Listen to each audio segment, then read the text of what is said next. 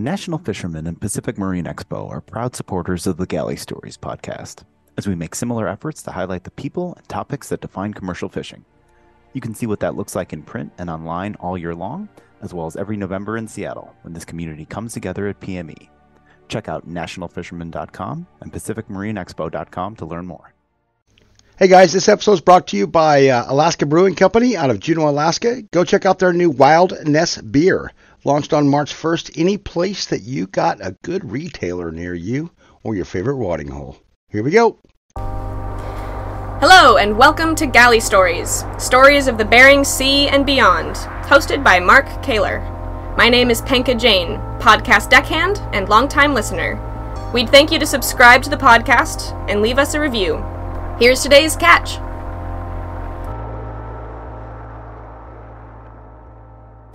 Hello guys, welcome to another installment of Galley Stories, stories of the Bering Sea and beyond. I am your host, Mark Kaler. Today we have with us Captain Vic Scheibert. How are you today, Vic? Fine, thanks, Mark. Thanks for taking the time. You bet. Vic, we'll just dive right into it. Where were you born and what was your first experience in the commercial fishing industry? I was born in Seattle, Washington. I ended up growing up in Olympia most of the time, graduated from high school down there.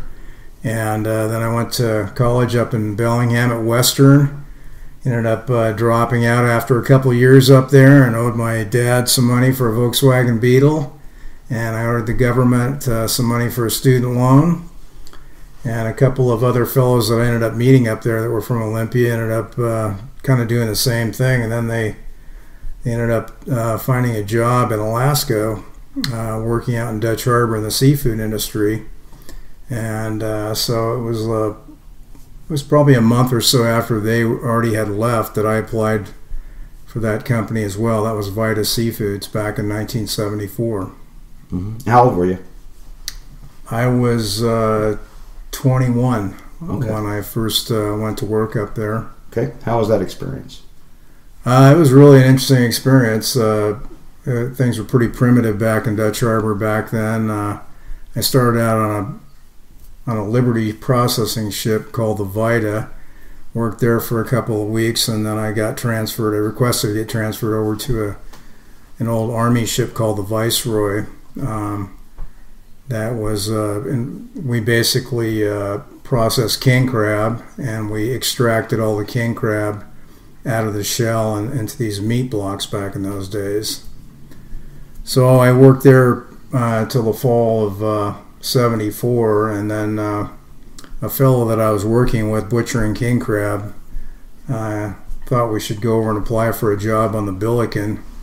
It was a pretty relatively new boat back then, and it was a catcher processor. It caught crab and also processed it on board.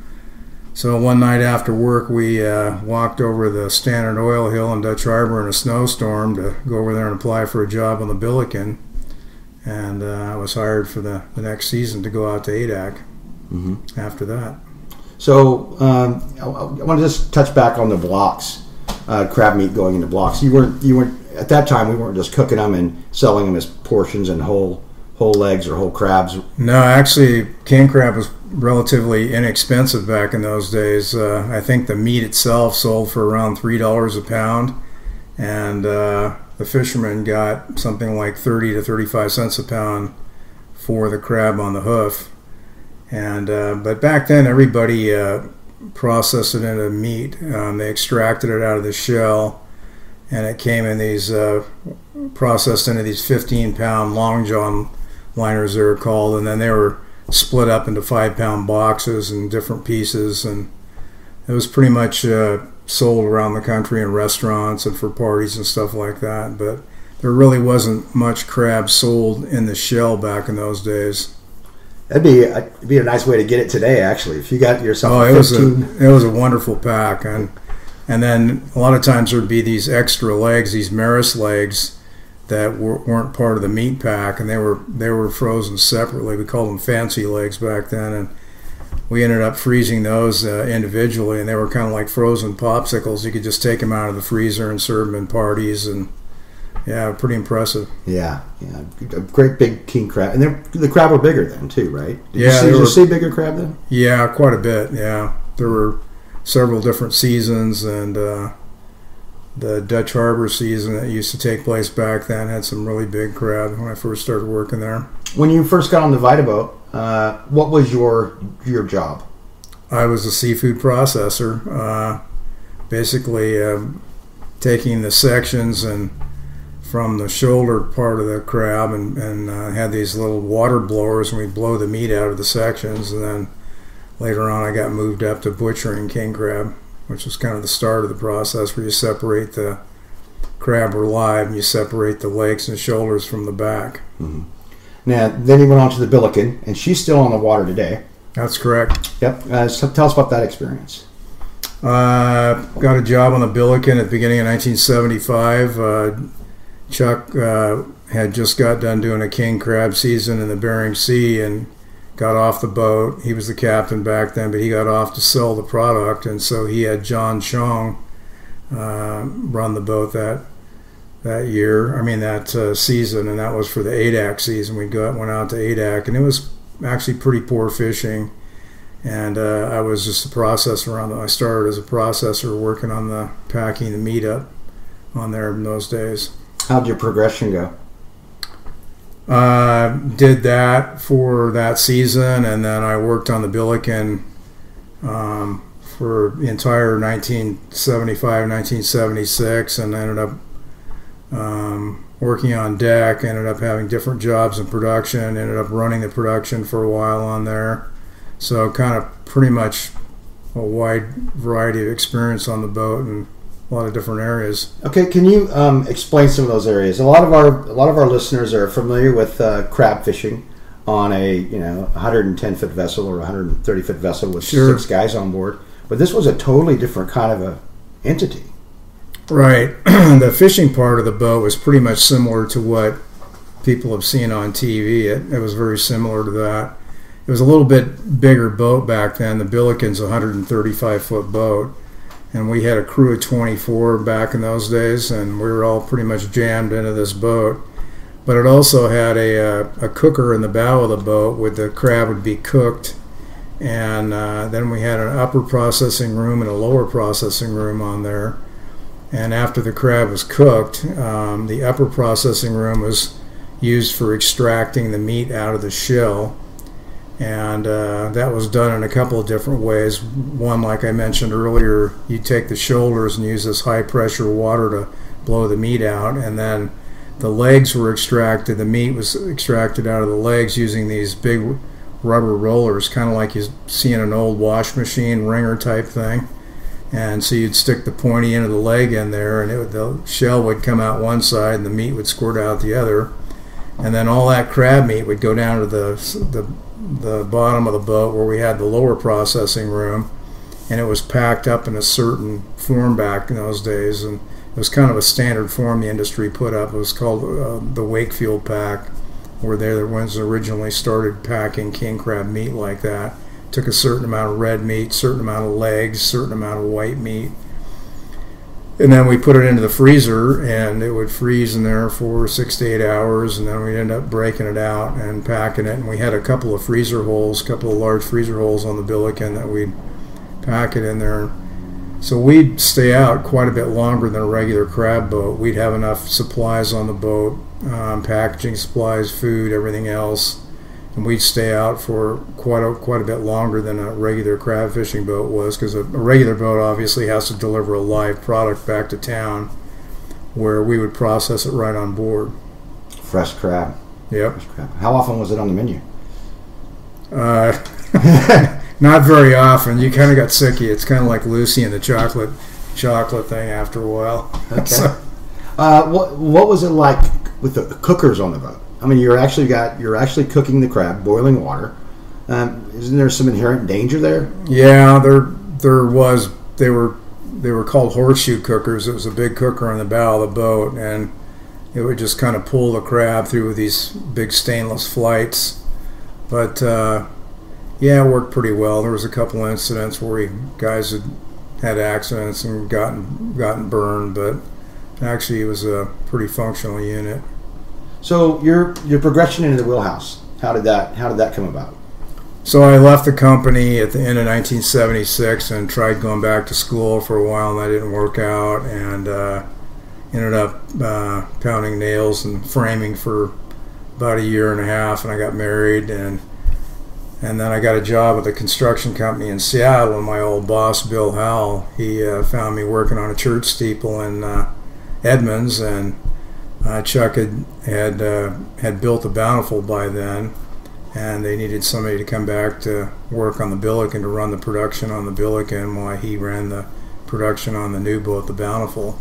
So I went back to work on there, worked for a season or two, and then I ended up getting my mate's license at that time, and I was the mate on the Billiken for a few years after that.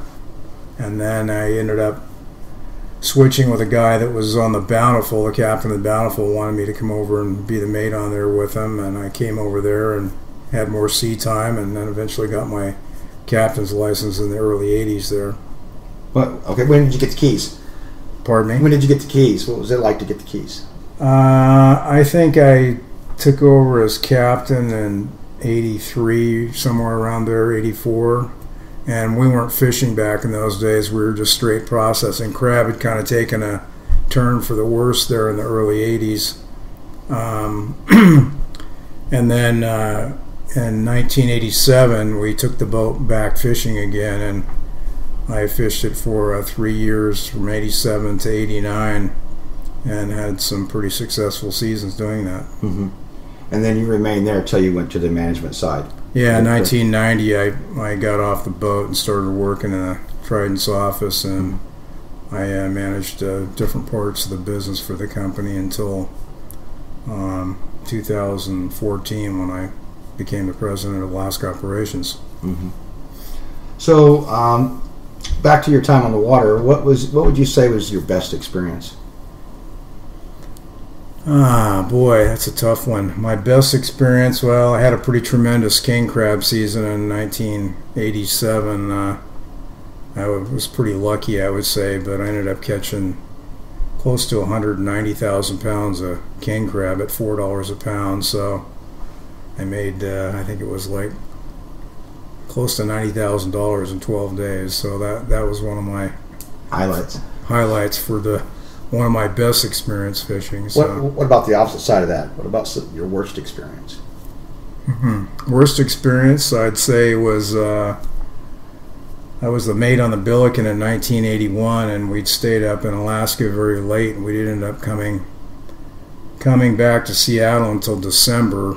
And back then, the weather forecasts weren't nearly as good as they are now. But we ended up in some huge seas in the Gulf of Alaska for almost a week, with the winds blowing like 100 plus for almost a week. It was a huge storm, 70-foot seas, and that was one of the few times I got back to town, and nobody talked about it, but we were all thinking we weren't going back out again. That was it. Yeah. So what do you find that the sea has given to you? It's just been a great experience overall. Starting out with Chuck on the Billiken, it was when I started with him, we only had one boat, the Billiken, and I think just the entire experience of working there 45 years and starting with a company that ended up becoming what it has, and being fortunate enough to get in on the ground floor with him and work my way up in the company, and it's just been an amazing experience. It's been extremely beneficial for me, my family, and just the experience of doing it. You referring to Chuck, you're talking about Chuck Bundren, founder and owner of Trident Seafoods. Yes. So you had a lot of time. You were shoulder to shoulder with him a lot. And there's a book out about his life. You're in it. Deckloaded Dreams. Right. It's called, right. And there's some wild stories in there. Just the way that things were done. So when you mentioned that you had gotten into Dutch Harbor pretty early on, and it was a way different place than it is today, what are some of the differences that you saw? How has that changed? Well, let me see. That's Yeah, Dutch Harbor was pretty rough when I first started going there. There was Unalaska was actually separated from Dutch Harbor, and there was no bridge back in those days, which there is now, where you can just drive across the other side. And there was only one bar there in those days called the Elbow Room, and it was a pretty tough place to go to. But we didn't get into town very often because it was a catcher processor, and a lot of times we got resupplied out in Port Moller by a small freight boat. So when we got to town, it was pretty wild. Let's put it that way. Yeah, the Elbow Room is still famous, and it's not even there. Yeah, it's gone now, but yeah, it's certainly changed a lot. Now it's more like almost a city. Oh yeah, it's got a Safeway. It's got Dutch Harbor only had one cop when I first went to it in the 70s. There now, I think they have 24 or something like that. And I still enjoy today, even today. If you go to the Dutch Harbor News, they've got an entire section about their police blog. All the calls that they've gotten, those are still unique. Oh yeah, even today. But okay, so what is the sea taken away from you?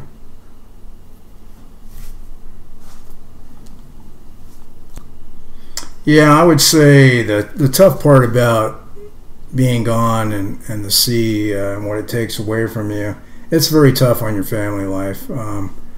If you're married to someone who's independent enough to be able to handle that, it's difficult when you return, because then you find out you're not the captain at home, and it's a very difficult lifestyle. And a lot of guys have had families and kids and all that. It's just it's a tough way to raise a family and be gone that much as well. So I'd say that part of it was somewhat negative, but would you change anything about your career? Not a bit. No, it's just been really a fantastic ride. Mm-hmm. And what would you suggest to young folks or thinking about getting into the industry? I think it's a great industry to get involved in. One of the things I notice about younger people nowadays, they don't seem to have the patience to stick with things for a while, and I think that's a really important thing. Loyalty is a big thing, and having the patience to work your way up and take the time to learn the business. Mm-hmm. And knowing Trident as I do, that's how a lot of the management came from the processing line. Yeah, I would say a lot. Just about everybody that started the company that was there for many years, which we had a lot of long-term employees there. They all were involved in processing in Alaska and kind of worked their way up just like I did. Mm-hmm. Anything else you'd like to share with us, Vic? No, I'd say probably the greatest experience I had in the whole thing was the people I worked with. I worked with some tremendous people in Alaska, and the relationships that you develop over the years and the bond that you have with those guys. I wasn't in the military, but I'd say it's probably somewhat similar to that sort of experience where you're spending, 12 to 18 hours a day working with people day in and day out. You really get to know them, and there's just some great people I worked with up there. Mm-hmm. Okay, Vic, and if you don't have anything else, thanks for taking the time to sit down and give us your rundown. Yeah, you bet, Mark. It was great talking with you. All right, guys, we'll see you next time. Thanks for listening to Galley Stories. We hope you like what the net brought in. Please leave us a review on iTunes. Whether you like it or not, we're not fishing for compliments. Look us up on Facebook and Twitter too, and reach out to us at galleystories@gmail.com.